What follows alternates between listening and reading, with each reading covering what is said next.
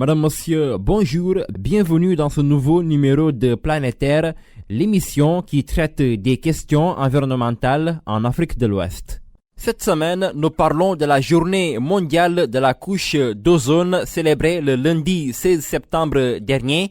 La couche d'ozone est la partie de l'atmosphère située entre 20 et 50 km d'altitude. Son principal rôle, absorber les rayons solaires dangereux appelés rayons ultraviolets. Ces rayons provoquent entre autres des coups de soleil nocifs pour la santé. Dans le cadre de cette journée, l'ONU appelle à perpétuer les actions visant à restaurer la couche d'ozone, mais aussi à la préserver. Au Burkina Faso, des organisations environnementales s'engagent en ce sens. On va en parler avec Sylvain Kaboré, président de l'AGETEP, l'Association des jeunes pour l'écologie, le développement endogène et participatif. Dans la seconde partie de ce magazine, nous parlons des inondations qui frappent quelques pays ouest-africains comme le Sénégal. À Touba, les fortes pluies ces dernières heures ont causé des morts et d'importants dégâts matériels. Décryptage de la situation avec Dr Amatsen, ingénieur en génie civil spécialisé en hydrogéologie, membre de la plateforme Focus Zéro Inondation. Planétaire, le futur de l'environnement commence ici et maintenant. Bonjour à toutes et à tous et soyez les bienvenus. La journée mondiale de la couche d'ozone observée lundi dernier sous le thème « Le protocole de Montréal, faire progresser l'action climatique ». À travers ce thème, l'Organisation des Nations Unies appelle à plus d'actions visant à préserver la couche d'ozone. Plus de détails avec Aliou Thiam. Selon l'ONU, le monde doit aller à l'abandon progressif des substances qui appauvrissent la couche d'ozone. La couche d'ozone se trouve dans la haute atmosphère terrestre et nous protège contre les rayonnements ultraviolets du soleil nocifs pour les êtres vivants. Ces dernières années, le recours à certains produits chimiques dangereux détruisent progressivement la couche d'ozone.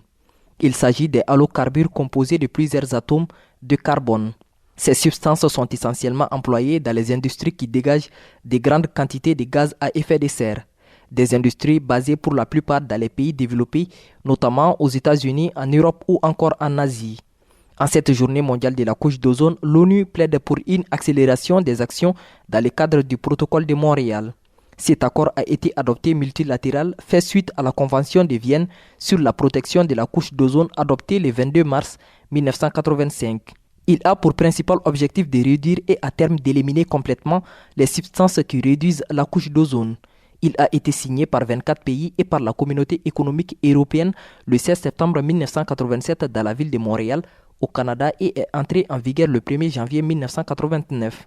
Selon l'ONU, la mise en œuvre du protocole de Montréal a bien progressé aussi bien dans les pays développés que ceux en développement. L'abandon progressif des substances qui appauvrissent la couche d'ozone a non seulement aidé à protéger la couche d'ozone pour les générations actuelles et futures, mais également à contribuer aux efforts déployés par la communauté internationale pour faire face au changement climatique. Aliou Thiam, merci. Le programme des Nations Unies pour l'environnement plaide pour le renforcement et l'application du protocole de Montréal, ceci en ratifiant l'amendement de Kigali sur l'élimination de certaines substances toxiques puissantes. Je vous propose d'écouter Inger Anderson, directrice exécutive du programme des Nations Unies pour l'environnement. Comme le changement climatique est à l'origine des températures extrêmes et dangereuses, des tempêtes et des feux, le monde est en quête d'espoir, d'ambition et d'action. Tout cela est d'ailleurs dans le protocole de Montréal sur les substances qui détériorent la couche d'ozone. Cet accord vise à restaurer totalement et à protéger la couche d'ozone. Il joue aussi un rôle significatif en faveur du climat. Le protocole de Montréal s'engage contre la pollution industrielle. Les gaz issus de ces industries détruisent la couche d'ozone. Ils réchauffent aussi notre planète. L'accord a aussi été paraphé pour contrer les rayons ultraviolets dangereux pour la nature. Il a par ailleurs aidé à ralentir le rythme du réchauffement mondial. Le protocole encourage le multilatéralisme et l'unité dont nous avons besoin pour combattre les défis environnementaux mondiaux. Mais le travail n'est pas encore fait. Sous l'amendement de Kigali sur le protocole de Montréal, les pays ont commencé à réduire l'émission des gaz à effet de serre puissants. Réduire ces gaz pourrait éviter jusqu'à 0,5 degrés de réchauffement climatique. Aller vers la transition verte pourrait doubler ces gains. Mais pour réaliser ces gains, nous avons besoin que chaque pays ratifie complètement l'amendement de Kigali. En cette journée de la couche d'ozone, nous célébrons ce que le protocole de Montréal a déjà accompli et nous nous attendons à plus d'actions pour la planète, particulièrement pour le climat, à travers l'amendement de Kigali. C'est ainsi que nous pouvons garder nos maisons, notre nourriture, nos vaccins et notre planète saine. Through the Kigali Amendment. With this powerful climate action tool, we can keep our homes, our food, our vaccines, and our planet cool. Vous venez d'écouter Inger Anderson, directrice exécutive du programme des Nations Unies pour l'environnement. En Afrique de l'Ouest, plusieurs organisations environnementales militent en faveur de la protection de la couche d'ozone. C'est le cas de l'AGEDEP, l'Association des jeunes pour l'écologie, le développement endogène et participatif. Sylvain Caboret, vous êtes le président de l'AGEDEP. Bonjour et merci d'avoir accepté notre invitation. Oui, bonjour Monsieur Diakité, je vous en prie. D'abord, c'est quoi selon vous la couche d'ozone? Alors, déjà, je vais aller d'un point de vue général. Personnellement, je tiens à dire un grand merci à vous parce que pour avoir porté de l'intérêt à ma modeste personne.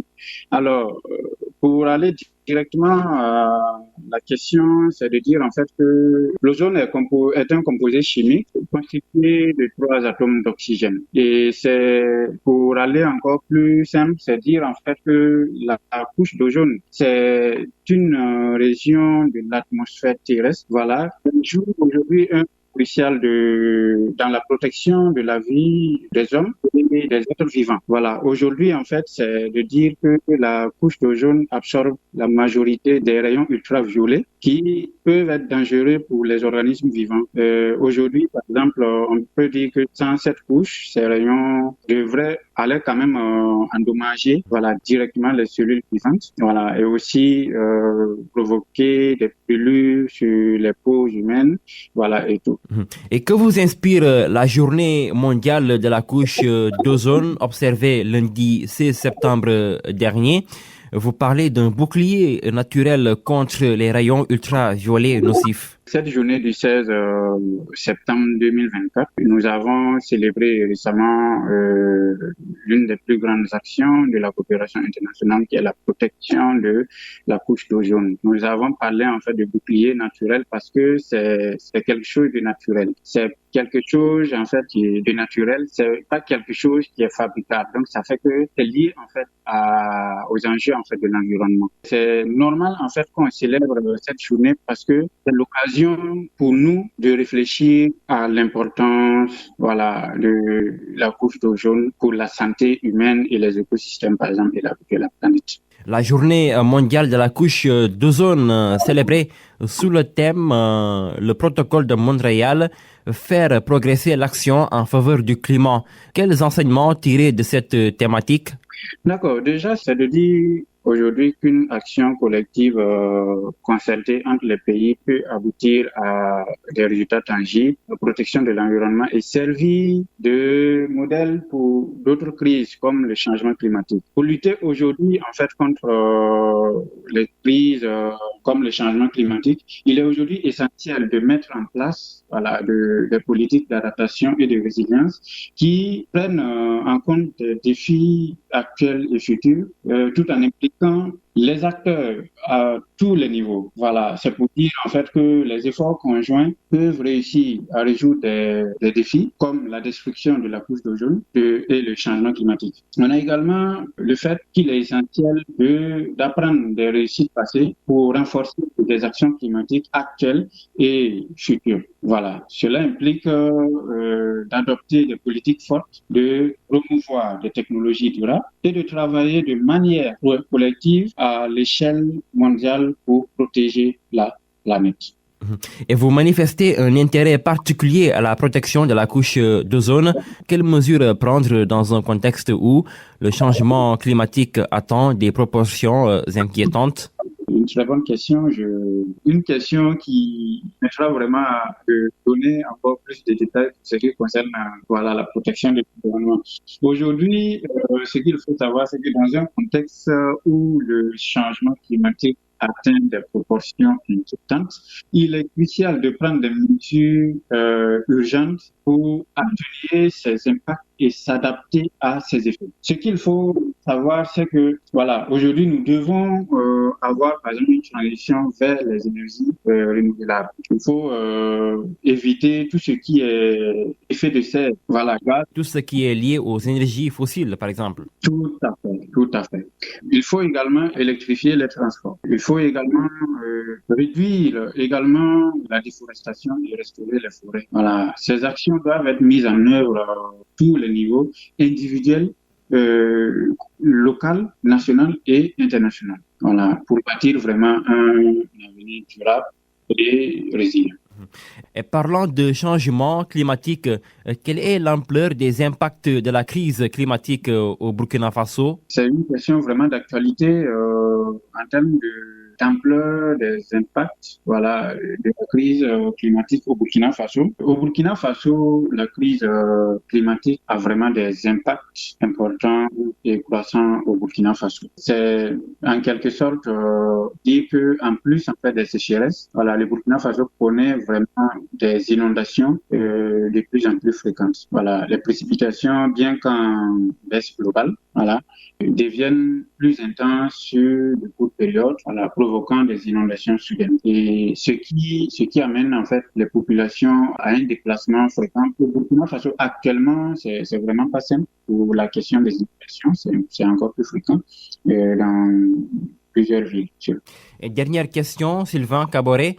Est-ce que les autorités actuelles burkinabées posent des actions visant à préserver l'environnement, notamment la couche d'ozone? Ok, déjà, je dis que dans les années 1960, les scientifiques ont fait cas d'une apparition d'un trou dans la couche d'ozone. Face à cela, nos autorités ont mis en place en fait des politiques, voilà, pour pallier à ce phénomène-là. Déjà, je vais d'abord parler de la politique nationale en matière de la protection de l'environnement. À ce niveau, le Burkina Faso a adopté plusieurs stratégies de politique, voilà, environnementale pour encadrer ses actions en faveur de la protection de l'environnement. Il s'agit, entre autres, de la politique nationale de l'environnement adoptée en 2007. Cette politique vise à garantir une gestion durable des ressources naturelles et à promouvoir un développement respectueux de l'environnement. Deuxièmement, nous avons le Plan national d'adaptation au changement climatique, le PNSCC, qui propose des actions spécifiques pour renforcer la résilience des secteurs vulnérables. Troisièmement, nous avons la stratégie nationale de développement durable, SND, voilà, qui vise à intégrer les politiques de développement durable dans toutes les politiques et actions sectorielles afin de concilier le développement économique et protection de l'environnement. Hormis en fait, les politiques nationales, nous avons les programmes de reboisement et de lutte contre la déforestation, voilà, qui ont été mis en place par nos autorités. Aujourd'hui, nos autorités burkinabées encouragent le reboisement et la gestion durable des forêts. Par exemple, chaque année, des campagnes nationales de plantation d'arbres sont organisées dans le cadre de la Journée nationale de l'arbre. Voilà, ces actions visent à lutter contre la déforestation causée par la coupe abusive du bois, de chauffe et de l'agriculture sur le lit, restaurer les terres dégradées et sensibiliser la population, surtout de sensibiliser la population à l'importance des forêts, voilà, pour la régulation climatique et la préservation de la biodiversité. Nous avons la gestion des déchets et la lutte, voilà, contre la pollution, voilà, que les autorités aussi ont mis en place. Des projets de gestion intégrée de gestion solidaire sont en place pour recycler et réutiliser les matériaux, réduire les déchets plastiques en promouvant l'utilisation des sacs réutilisables. Et il s'agit également de lutter contre la pollution de l'air et des eaux, voilà, par le développement d'actions de traitement des eaux usées et de gestion des décharges. C'est essentiellement en fait les politiques que les autorités ont mises en place vraiment pour préserver l'environnement, notamment en fait la protection des couches. Sylvain Kaboré, je rappelle que vous êtes le président de l'AGEDEP, l'association des jeunes pour l'écologie, le développement endogène et participatif. Merci d'avoir répondu à nos questions. Je vous en prie. Nous en sommes à la seconde partie de l'émission et nous parlons des inondations qui frappent plusieurs pays ouest-africains ces dernières heures. C'est le cas du Sénégal. Lundi et mardi, de fortes pluies se sont abattues à Touba, ville située dans la région de Diourbel, dans le centre du pays. Des morts et plusieurs dégâts matériels ont été enregistrés dans la ville qui accueille chaque année des milliers de fidèles pour la célébration du Magal, un événement religieux important au Sénégal. Plus de précisions avec Christian Moukidi. Les fortes pluies ont engendré la mort de 2 personnes à Touba. Il a aussi provoqué des dégâts matériels importants durant la nuit de lundi à mardi. L'une des victimes de ces intempéries est une fillette de 5 ans. Elle est morte par noyade lorsque les eaux ont envahi les domiciles de ses parents. La cité religieuse est immergée sous les eaux, laissant les habitants dans une grande tristesse. Les quartiers les plus touchés sont Ndamatou, Kerniang, Touba Mosquée, Guyembing, Daruminam ou encore Mbaké. Dans ces quartiers, des maisons se sont effondrées. Plus d'une centaine d'habitations ont été évacuées en urgence. Depuis mardi, des motopompes sont mobilisées pour évacuer l'eau vers un second bassin de collecte des eaux usées situé à la sortie de la ville, le premier bassin ayant déjà débordé. Christian Moukidi, merci.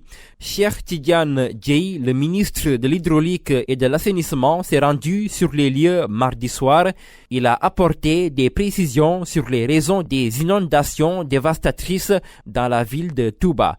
Cheikh Tidiane Dièye, que je vous propose d'écouter.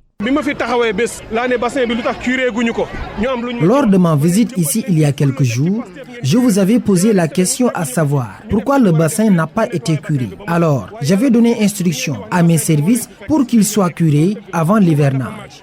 2 semaines après, des travaux de curage et d'assainissement avaient été effectués.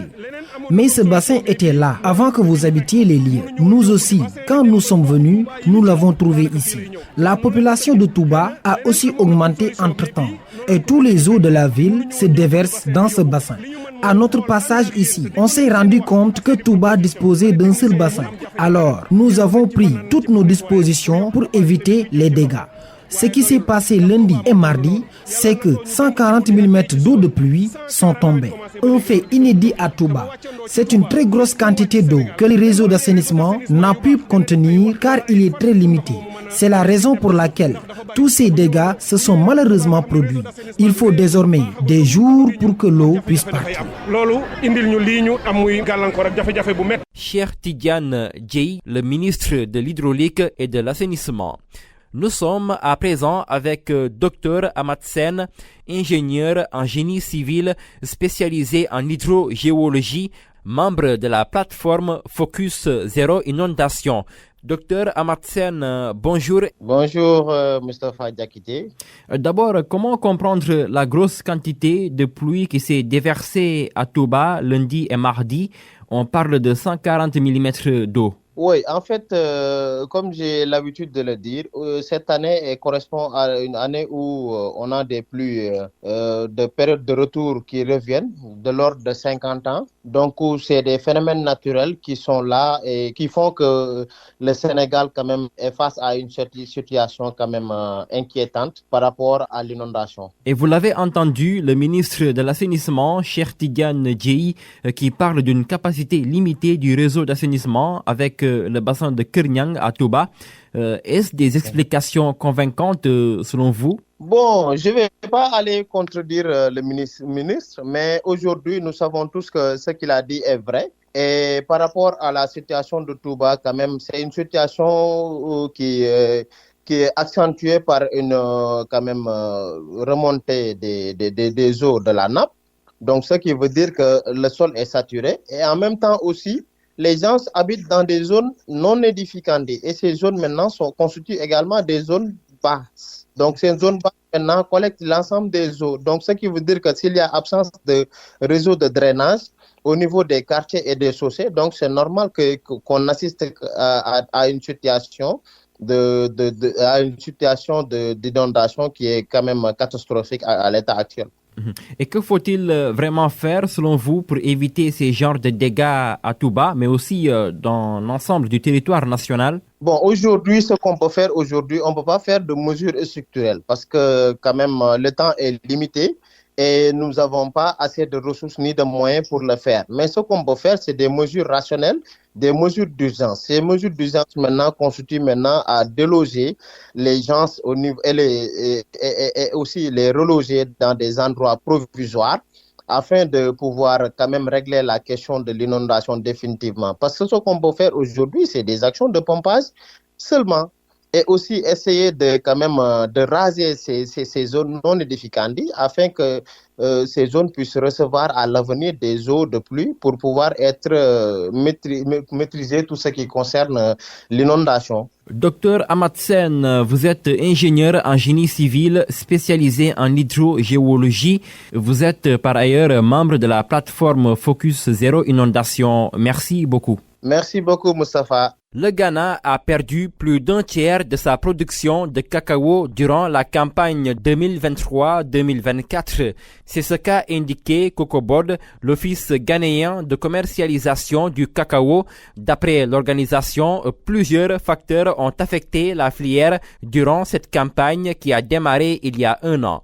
Explication Murtala Zouberou. Au total, c'est 160 000 tonnes de cacao que le Ghana a perdu durant la campagne 2023-2024. C'est ce qu'a indiqué le CocoBoard, l'Office de commercialisation du cacao. Une situation due à plusieurs facteurs dont la contrebande, la faiblesse des prix locaux et les retards de paiement des agriculteurs. D'après toujours le CocoBoard, ce dernier point pousse les agriculteurs locaux à, je cite, vendre le produit à des réseaux de trafiquants de plus en plus sophistiqués. Fin de citation.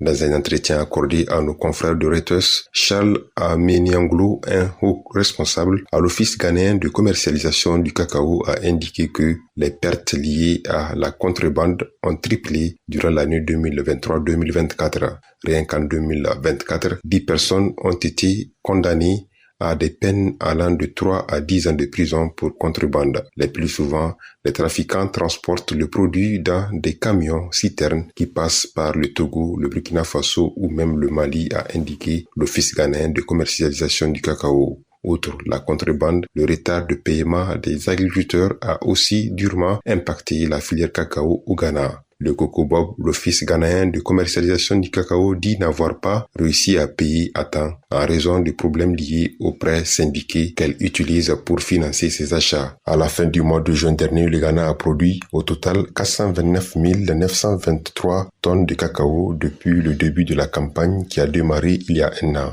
Une production qui connaît une baisse, soit 55% de moins que la moyenne à la même période des saisons précédentes. Et c'est cet élément de Murtala Zouberou qui signe la fin de ce numéro de Planétaire. Merci de l'avoir écouté. À la présentation, Moustapha Diakité, émission que vous pouvez réécouter sur notre site www.wadr.org. Madame, monsieur, merci de votre fidélité renouvelée à la West Africa Democracy Radio. Merci également à nos radios partenaires. Planétaire revient jeudi prochain, mais d'ici là, portez-vous bien.